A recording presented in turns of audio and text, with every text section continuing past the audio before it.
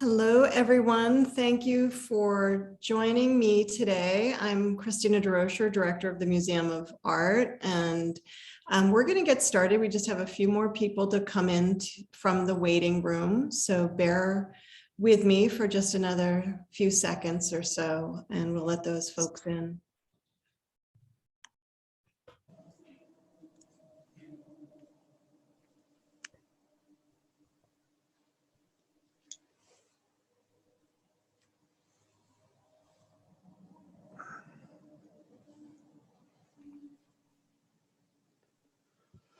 I think we've got everybody. So again, thank you for joining us today. I'm Christina DeRocher. I'm the director of the Museum of Art, and this is our final art break for On the Edge exhibition. I'm super excited to hear from three of the exhibiting artists, some of whom I know quite well and others that I'm just learning about. So it's been a real discovery of an exhibition for me. Today we'll be hearing from Lisa Addison, Tom Glover, and Craig Stockwell.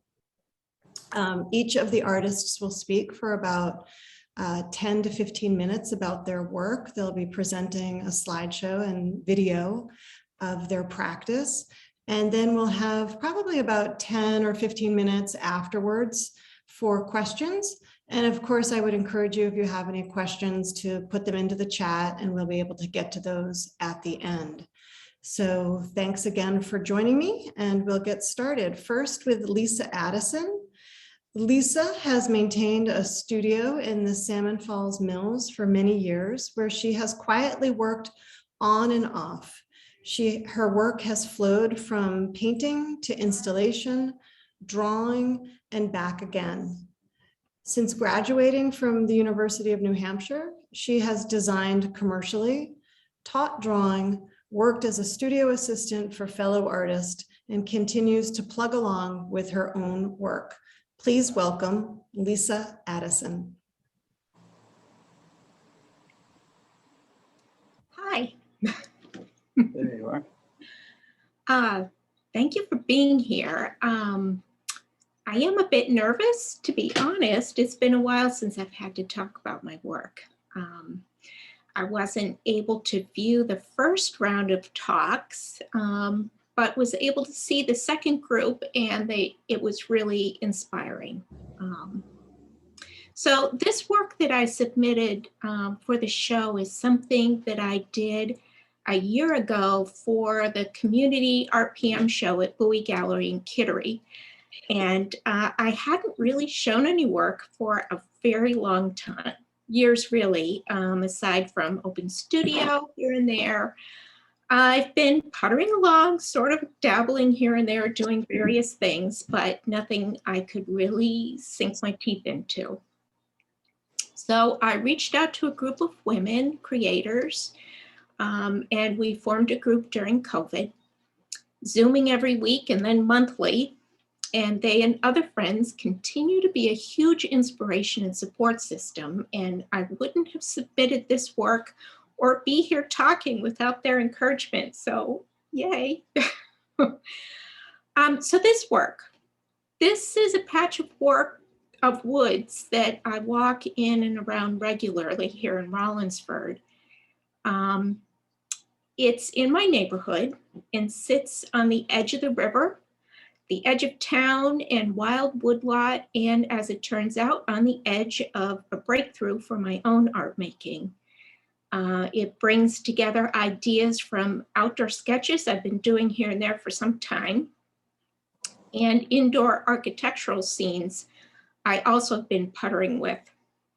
This particular scene was early spring, bright sunshine, and the bluest blue sky. It really was the sky that I was thinking about, and I'd been doing a little work on a gray ground with minimal color and thought I'd use that approach with this wood scene. It's the first I'd done from a photograph and had to kind of get over myself and a notion about only working from life. So anyway, here's some thoughts about the piece. I wanted the blue to be the most relevant color, really, trying to keep the other colors more subdued. It was the entanglement of all the various tree species out there that really caught my attention.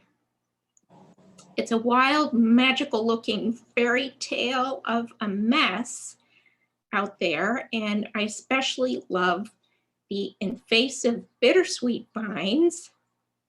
Ooh, you know, it was fun working out how to detangle like a puzzle the awkwardness of some of these areas. There's so much going on, it's a little hard to determine what's what. So I'm still working out how to find a balance of defined and ambiguous areas in a drawing, allowing the ground to stay, when to use color. I was trying to keep areas of just drawing and not have everything defined, thinking about blocking in areas with color. Not sure it was completely successful. So the next image,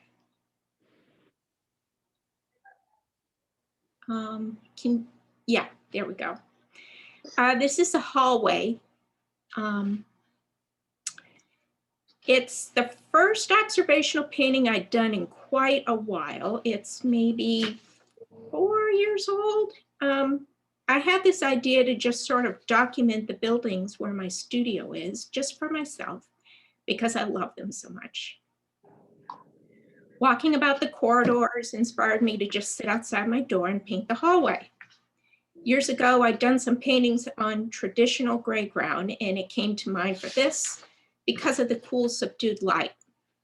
It worked well for me, that gray, and it was satisfying to be able to let it set the tone and define areas. It was also fun to pop those red fire hydrants and the exit sign off of that gray. So the next image, this is a drawing that I did of the back stairwell in the mill building. And I had intended to do a wash over it, but I had some technical issues with the ground that I used. So I never did that, but I really enjoyed sitting back there and doing this drawing. The space spans the original building and later wing, and you can see the outside brickwork inside the wing way up tall. And I sat on a chair and drew, trying to remember all the rules of perspective, looking and measuring, again, like a puzzle. It was very quiet. Very few people use that stairwell. And it became kind of a meditation, really, when you get caught up and lose time drawing. So the next image is the 5th floor stairwell landing. This time I did use a wash. It's watercolor and I think gouache. And I wanted the color to be quiet because it was really about the windows and the spring trees beyond with the water tower. And I'm glad I did this one because the water tower is gone now, which makes me a little sad.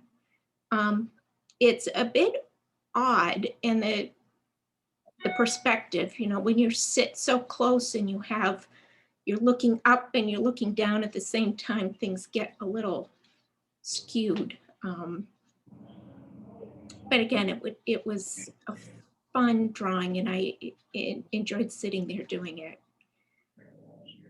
So the next image are,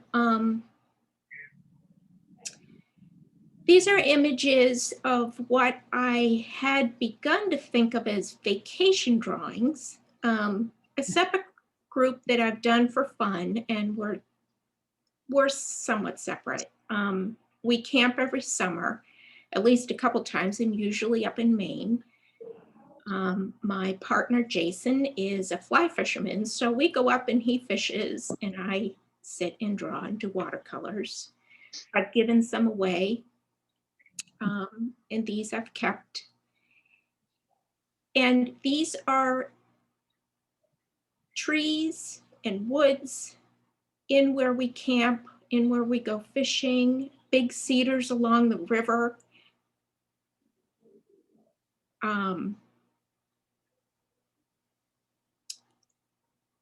The top is along the Dead River. And I had started doing watercolors, even though my background is oil, really. So I've kind of figured out watercolors on the way. They're just a lot more portable when you're out and about. So the bottom two, I was really caught by those horizontal branches on the left and how they interact with those strong verticals. And then on the right, those patches of light in between the verticals, those balancing those rhythms. So the next image are sketches, I believe. Yeah, these are drawings, again, done up in the woods. So some are big cedars that grow down along the riverways. And let's see, the upper right one, those are, I think they're red pines, but I was kind of playing around with the rhythm of the verticals and horizontals, and this time trying to lay it out in a more orderly way. So these are works that sort of led up to the one that I submitted that we saw first.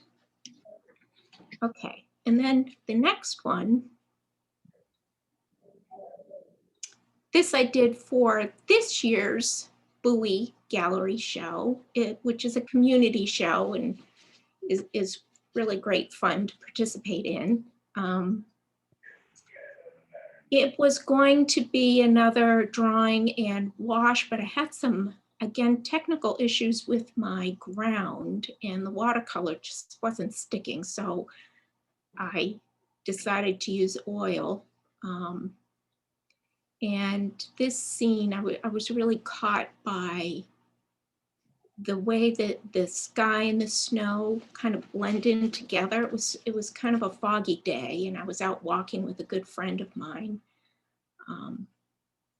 And how those dark verticals really make this rhythm that's just really captivated me. And the last image is a piece that I've been working on since January. It's a much larger piece. It's on a door, so it's 36 by 78. And I've been thinking about working large for a while, big trees. So late last summer and fall, I cleaned up my studio, built a wall, kind of preparing myself, I think, to do some larger work. And there's something about working big that has been kind of recurring. Well, I shouldn't say big, but life size. I had done some rubbings of objects for a little while, and then going back in and drawing on top of them. And it was really about trying to capture something of the spirit of the object by having them the size that they actually are. And so this obviously isn't life size, but given the parameters of my space, I think it's about as big as I can get. But there is something about something large that I don't know. Anyway, so I've been kind of plucking away at this. This again is from an image that I took up along the Dead River. And that section has a history of flooding. So there's a lot of fallen trees, a lot of down stuff, and it's just really crazy. There's big raw gashes and fallen limbs. And in between all of this, moss and lilies, and it's really beautiful. And this painting's been a kind of a revelation for me.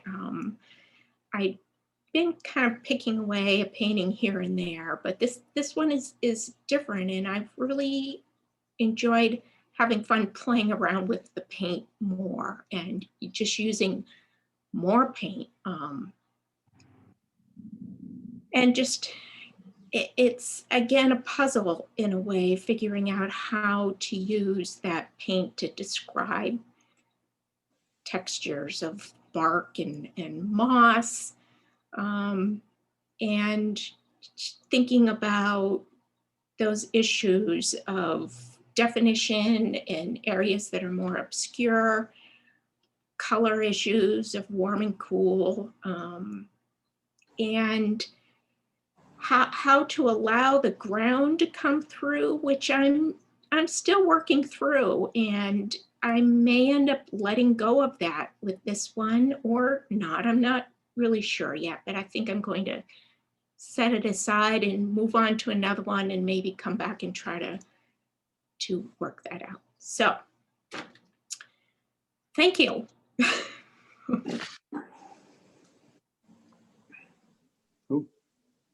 Lisa, thank you so much. It was wonderful to hear about your practice and how your work is evolving. Our next presenter will be artist Tom Glover. Tom Glover paints paintings and shows his paintings. He frames paintings, he teaches painting, he restores paintings, and has paintings hung all around his house. His life is immersed in painting. His work often begins very traditionally, and he moves into more and more abstract realms as he researches and explores a subject. His areas of interest include the New England coast, islands, fish, fishing gear and commercial fishing boats, Fenway Park, landscapes of Europe, birds, mudflats, rivers, and so on. So Tom, I look forward to hearing about your work, and I will turn the controls over to Sarah. Thank you. All right, well, there we go. We have an image already. It was nice to see your work, Lisa. Thank you very much. Want to talk to you more about that later, but this image is of Fenway Park from above. This is one of the subjects I dove into years and years ago, and I used to. This particular painting was done not too long ago, but I used I used Google Earth to fly over more or less Fenway Park, so I could get all kinds of different angles. And I used to years ago have to wait and watch a game and let the Goodyear blimp go over, and then when they flashed a shot from up above, I would quit my camera and take a picture of the television, and that's the way I accumulated imagery to do the aerial shots of Fenway Park, because I think it really lends itself to some really fun and somewhat abstract paintings. As Christina said, I do tend to work more realistically in the beginning on a series, and then it goes more and more abstract.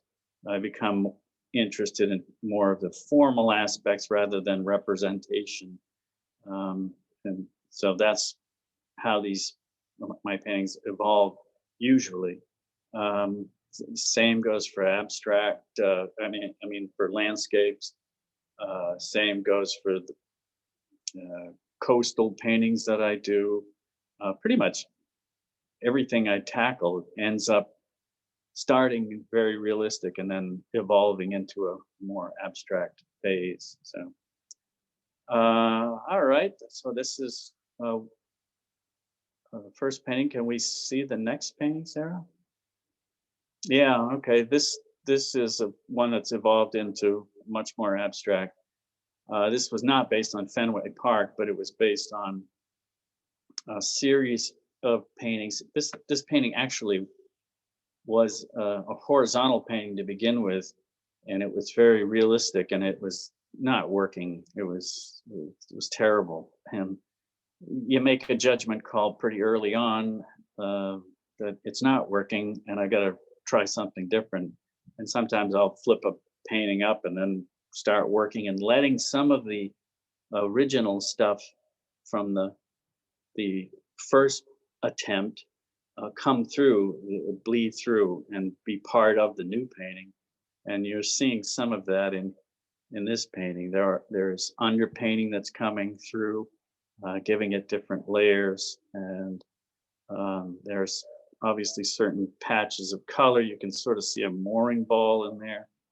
I'm very interested in when you drive along the coast and you look out over a harbor, especially one that has a bunch of lobster boats or fishing boats, you'll see little specks or little shots of fluorescent oranges and greens. And I mean, they paint these buoys, all these intense colors, and they just are like pinpricks all over the blue water or the docks and stuff. So it's, for me, it's a wonderful. There's a plethora of things to look at and take from.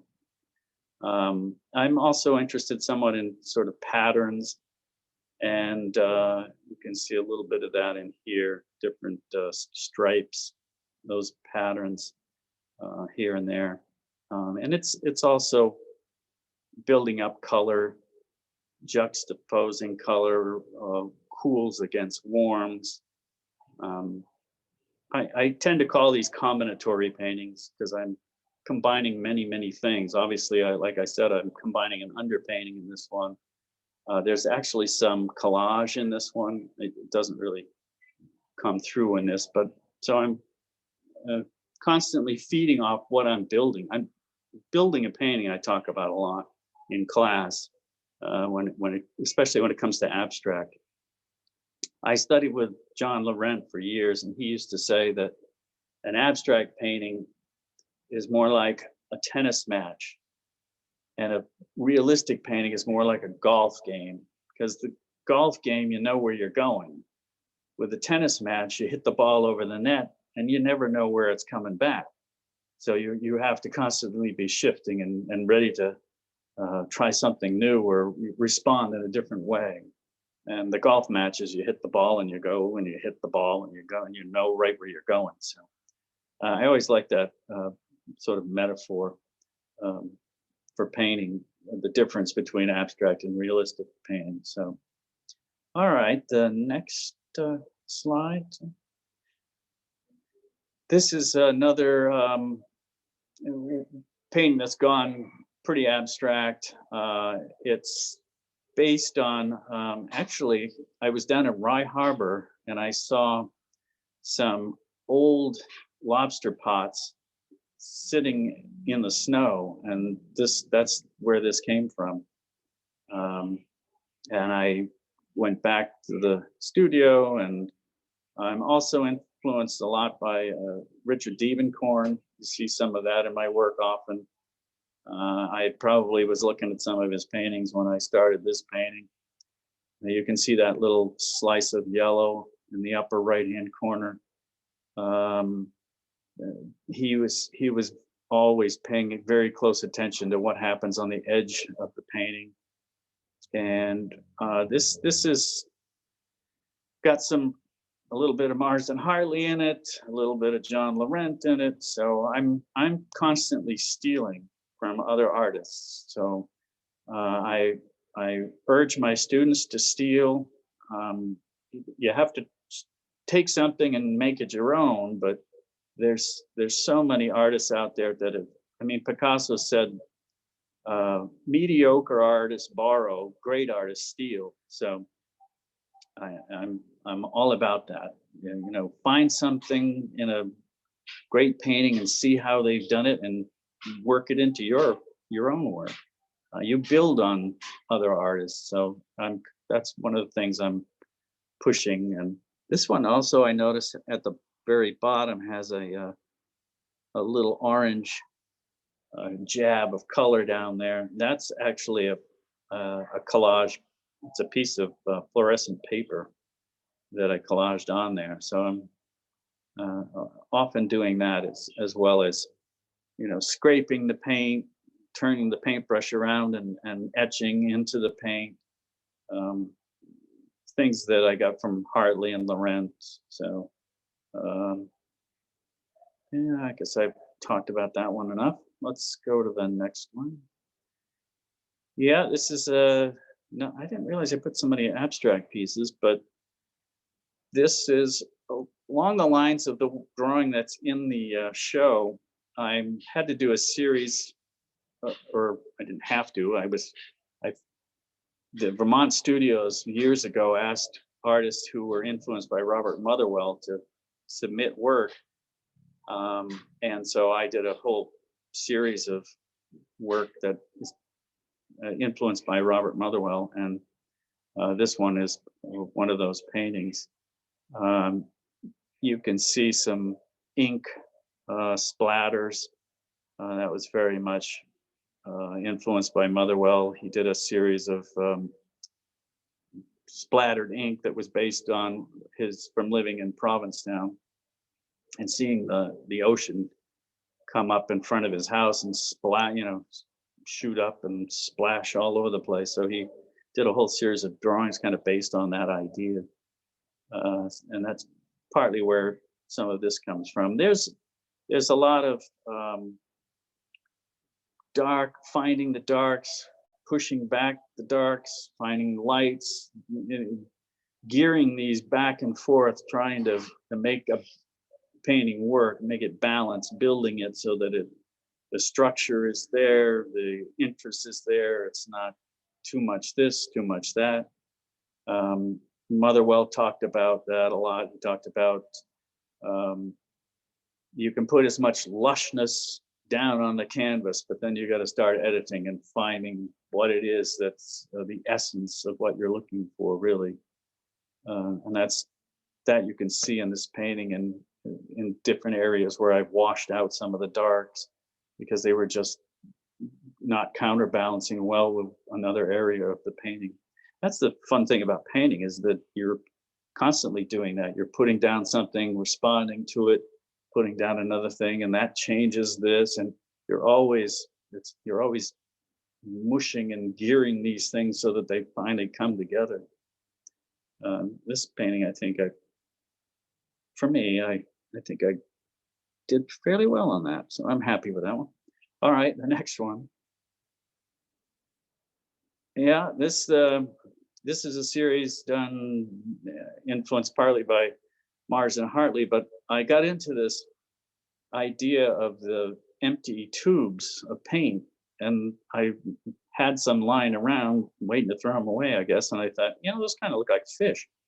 So I started to turn them into fish and plop them onto the canvas, and they became these sort of collages of, and in this particular case, bait fish in the buckets. I spent a lot of time. These were, I think, in Perkins Cove.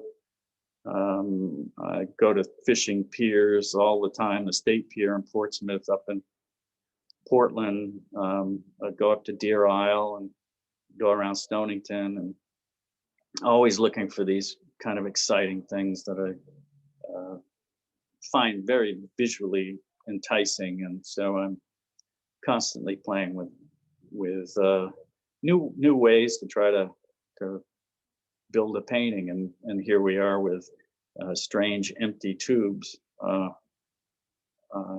So that's another. Oh, there's some netting in this too that's you can see on the right hand side. And keeping the focal point in the barrels, the fish, and then the background is very loose and sketchy kind of. So again, there's trying to find that balance of what you want to emphasize and what you want to reduce or push back and not dominate the image. All right, we got another one. Oh, yeah, this is a little more complex and a little more it's got realistic sort of looking fish and buoys and so on. And I originally started this painting during COVID, and I've latched onto that parquet floor, and I have a whole bunch of paintings that in one way or another have that. I was watching Werner Herzog films and 2001: A Space Odyssey, so I was looking at those images from those movies and trying to incorporate them kind of into paintings.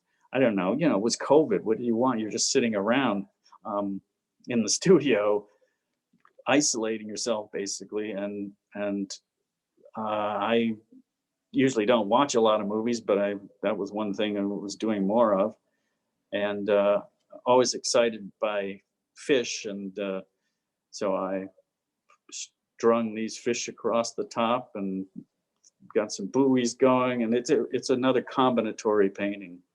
And I played around with the background and those colors, trying to get them to work together. And so that was the genesis for this painting. Is there anything we have another one?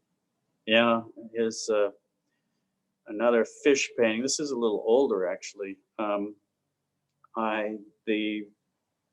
Originally this painting, it's a fairly good size painting. Originally it was just the buoys and the fish in the foreground, and the background was just all dark, and it was it didn't sit right. I don't know, it didn't have enough energy in it, and so I decided to just keep piling fish on top of fish on top of fish, and it became a much more interesting painting, I think. Those bottom fish were actually, years ago I wandered into Winslow Homer's studio on Prout's Neck before they had it all. You can't get in there now unless you go through the Portland Museum, I think. But years ago, I just wandered in with my daughter one day, and the woman that was sitting there said, "Oh, yeah, look around." And I found a picture there that Winslow Homer had taken. And I took a picture of that picture, and then I did those fish on the bottom from that photograph. So those were fish that he had caught. And there, see, I'm sort of stealing again, I suppose, but you would never know that unless you were really familiar with that photograph in Winslow Homer's studio. So, yeah, a lot of Marston Hartley in that too, I think, and Laurent and Walt Kuhn. Kuhn was another guy that I studied with. So you can certainly see some of it in there. All right, do I have another image? I must be running out of time. Oh, here's a much more realistic image. This is from Great Spruce Head Island. I spent a bunch of time out there through Anina Fuller Porter has a week-long program every summer out on Great Spruce Head Island, and you can go out there and you can use Fairfield Porter's easel, and you can walk around the island, and it's amazing because every time you come around a corner or go past a tree or something, you'll come to a scene, you go, "Oh my gosh, he was standing right here when he painted that." So it's for me, it was just an unbelievable experience because he was my thesis. The guy you had to choose an artist when I was in school, and he was the guy. And so to go out there and be able to walk into his paintings was crazy. And this is on the what is that? Oh, it's the west side of the island. So very interested in that sunlight and the darks and the finding some blue in those shadows and so on. Yeah. All right. Another painting? Oh, good. That's great. Thank you. Thanks. Thanks so much, Tom. I really enjoyed seeing your work and all the fish. I should have said paint fish and lots of fish. So we'll have a chance to have some questions at the end. And until we get there, I'd like to introduce our final speaker, Craig Stockwell. Craig lives in Keene, New Hampshire.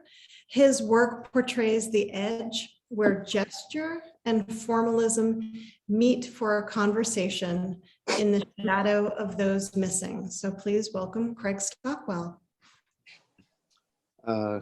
Hello, everyone. So yeah, formalism and gesture and formalism and subject matter. Thank you, Tom and Lisa.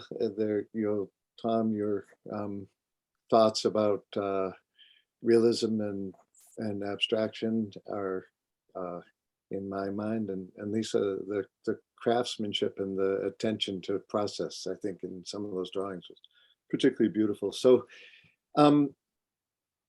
I have my background is really pretty minimalist, abstract geometry, but in the past several years, and this small drawing, this is a drawing that's in the show. It's just acrylic on paper, and the content, much more emotional content, has kind of worked its way into the work. So here, first of all, that gesture, that pink juicy gesture, and Los que faltan is bad Spanish. It should have an A in there, but it's really the missing, those who are missing.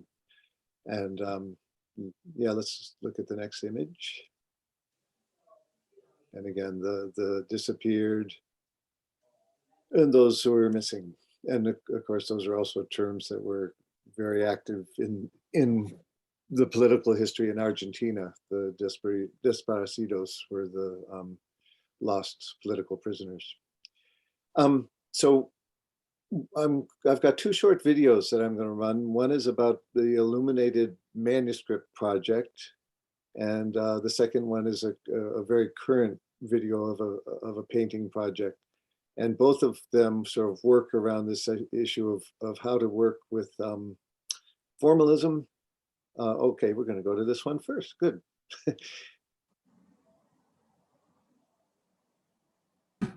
Would you prefer the other one first? I can. Nope, this is fine. Yep, this is fine. So this is called Getting Up.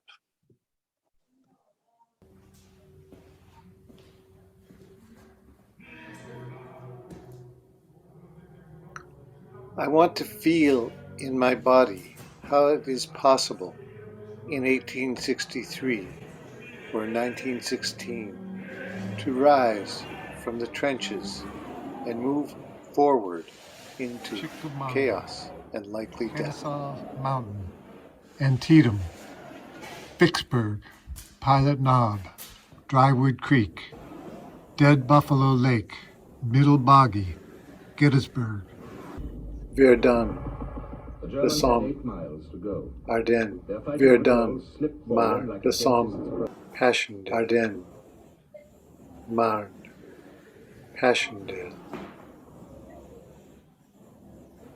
Five Forks, Petersburg, Fredericksburg, Cold Harbor, North Anna, First Deep Bottom, Second Deep Bottom.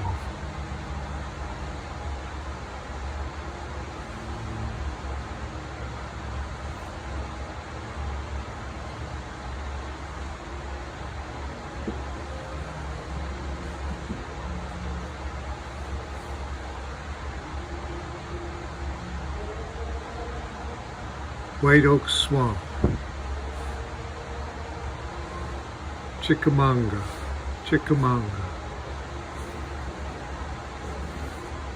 First Manassas, Second Manassas,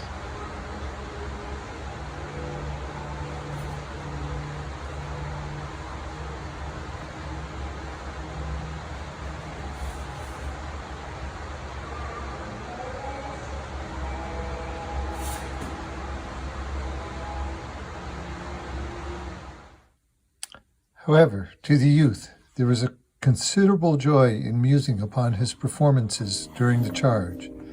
He had very little time previously in which to appreciate himself, so that there was now much satisfaction in quietly thinking of his actions. He recalled bits of color that in the flurry had stamped themselves unawares upon his engaged senses. As the regiment lay heaving from its hot exertions, the officer who had named them as mule drivers came galloping along the line. He had lost his cap, his tousled hair streamed wildly, and his face was dark with vexation and wrath. His temper was displayed with more clearness by the way in which he managed his horse. He jerked and wrenched savagely at his bridle, stopping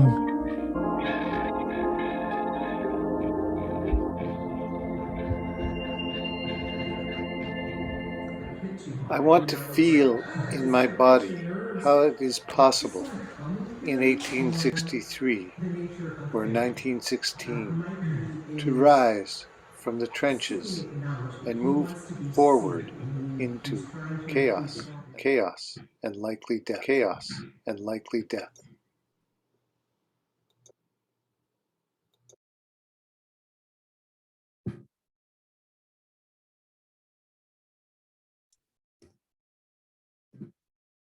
Okay, thanks. And the second, well, it's different. Yeah, so this is the second project.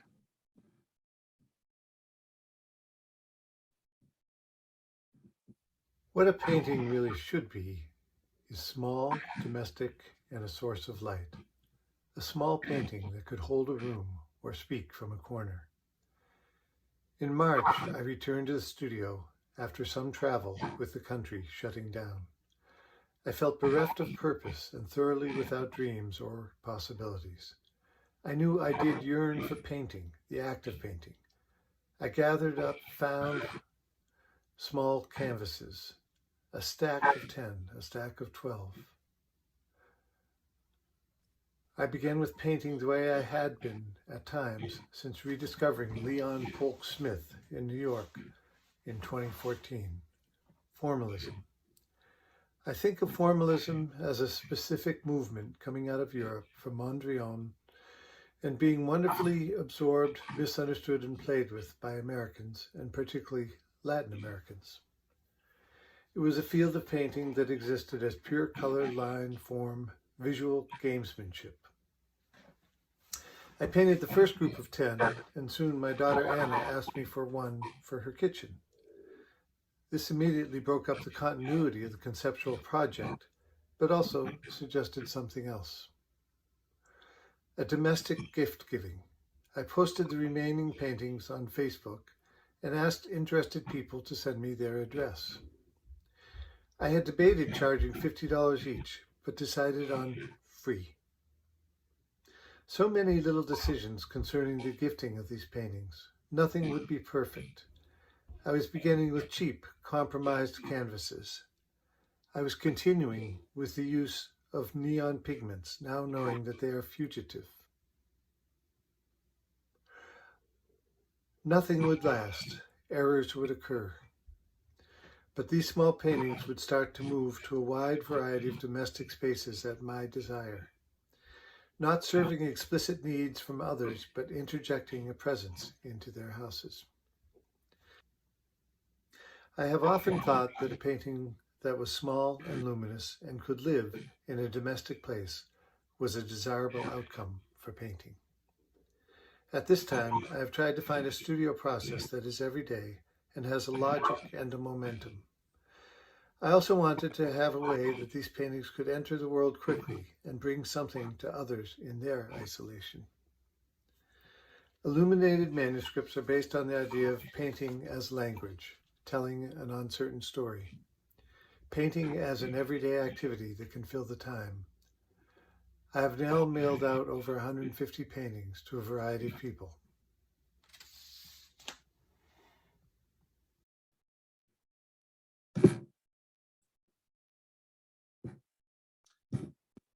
Yeah, so those, one of the central things, both of those projects are COVID projects, I would say. The illuminated manuscript was a way to deal with that, as Tom mentioned. You know, you're going to be shut in for a while, and how can you make it a little more interesting? And the piece about the war, the trench warfare and all, I've now done 10 of those, and during the COVID time, I took a class from one of my old faculty people, Jonathan Van Dyke, in performance and video. And that just really kind of changed around my studio work, starting to use filming myself in the studio, doing things and then projecting those back on the canvases to use those figures and build a painting from that. And all of the 10 paintings all have something to do with, they all have to do with mortality. That was the Getting Up painting. The other one is Falling. There's a Marsden Hartley. There's a Emily Dickinson. There's Mount Washington. There's anyway, there's 10 of them now completed, and that was a very satisfying project for the COVID stretch of time. Thank you.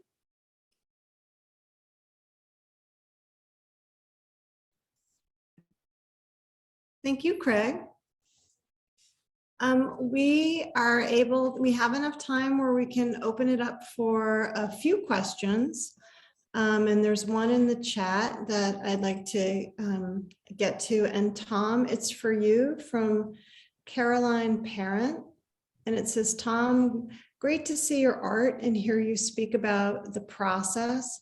Do abstract interpretations of nature make a more spiritual connection for you and your paintings?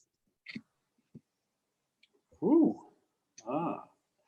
well, yeah, I suppose abstraction for me is not just about formal issues. For a while, I got very interested in symbols of other cultures and religions, and I started to print them on clear plastic sheets and put them on, you know, those overhead projectors that teachers used to have, and I would put those clear things and overlap them and create new sort of imagery based on existing spiritual or I mean, yeah, different iconographic imagery from different cultures and different spiritual and religious factions. And I got very interested in that for a while, and they became very abstract in a way. And I'd like to get back to that at some point. It's just a matter of trying to find the time. But so there can be certainly a spiritual component to some degree or another. I don't know how cognizant I am of trying to embed that into the work, but at times I was very concerned about that and trying to bring forth something like that. Yeah. Great, thank you. Thank you. Craig, I have a question for you. With your video work, you said that you had previously had maybe a mentor, faculty member who had worked in video, and so you're adapting to this new way of working. What are some of the challenges that you're finding incorporating video? What do you like most about it? And talk maybe a little bit about that process of creating videos of yourself in the studio. Oh, you're muted. One of the things in speaking to students all the time, I say it's so wonderful. We become accomplished, but the beginner's state is so, so rich. And so moving into another medium, moving into video and everything, and I've sworn for now anyway, not to learn much about it, not to learn much about how to edit it or to work with it very directly, and to accept the limitations and the errors. So that, and the fact that it's really activated the studio, because I'm just using my body a lot more. I'm moving around the studio. I've got more things to work. I've got the cameras, I've got the lights, I've got the and my thinking too, because essentially everything I do now, as I'm beginning on it, I just turn on the camera and start paying attention to what I'm doing. So thinking I might use it in some way. Do you have an idea, sort of, in some of the movements seem sort of predetermined? Yeah, so well, are you thinking of particular postures or choreography to What's interesting, a number of those large paintings, I have the gestures and everything all had to do with just kind of measuring, establishing yourself in the canvas, sort of arm down here, arm over here. But that one, that getting up one was, yes, I had a very specific idea of, I want to be somebody trying to get up out of a dangerous situation or get into a dangerous situation. And, to just kind of put that into my head. So, curiously, this idea of actual performance and actually thinking about what my performance comes across as, that's a whole new thing, and a kind of nice discovery. I'm enjoying it. Yeah. In terms of sort of getting that feeling inside of your head, this is a question from Tracy Levitt, who asks, I was wondering, Craig, if you could speak a bit more about your process of bringing to your body the feeling of rising from the trenches of war. Yeah. How close do you feel that you got to that stated goal? Yeah, I mean, I think we all imagine that, you push yourself in an immersive situation, you bring those thoughts, and I think the whole experience, it's definitely taken me deeper. I can't say that. It's actually interesting now, in doing that little performance of, kind of rising there, I didn't feel a lot, but when I watch it now, I feel it very strongly, so yeah. Okay, thank you.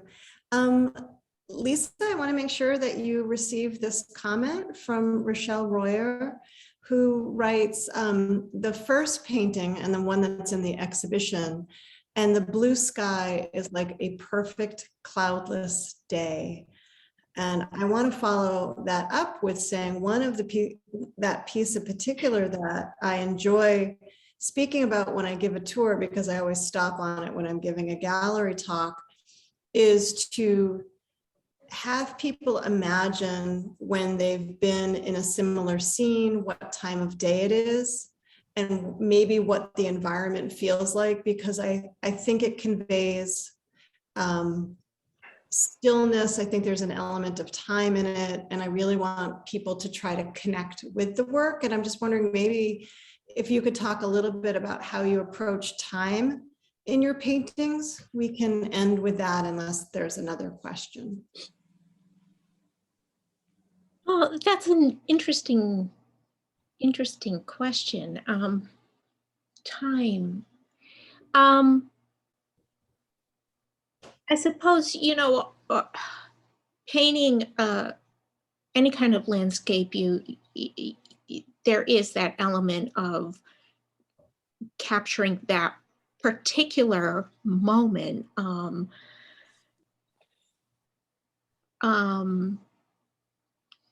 not sure really how to answer that.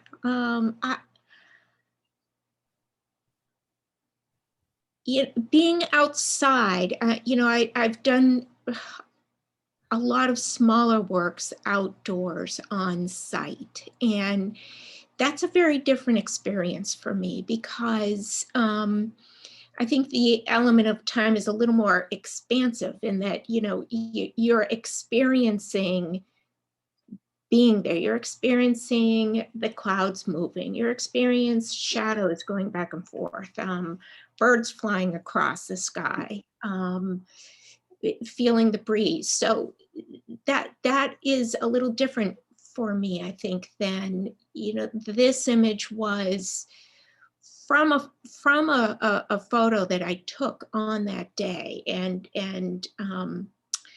so working from those images, it is a little new for me. And I can do much more work in the studio that way, I think, and going out, trying to set up in the middle of winter outside is a little impractical. So, I guess I would say that maybe that image is a little more quiet than sitting outside in person. And I'm not sure if that answers your question, but I think it does. I think in the sense that maybe it's not a duration of time that you're capturing, but it is a particular moment in time that's recognizable. And I think it's very different from the last painting that you showed us, that larger scale piece, which doesn't have that same quality, which has it has sort of a density and a presence, but not as maybe a specificity to a time of day or a time of year even. So I think you did answer it. So last comment here is Craig, the multimedia presentation with drawing is very powerful. It's a great addition to these talks.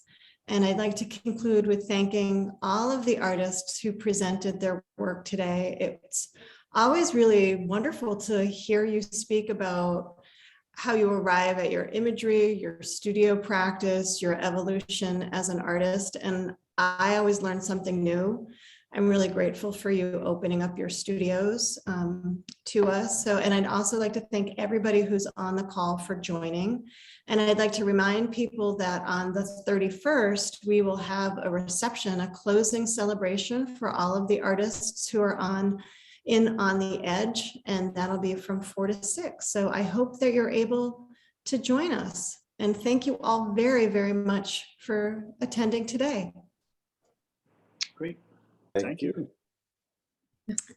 Bye. Take care. I can figure out how to get out of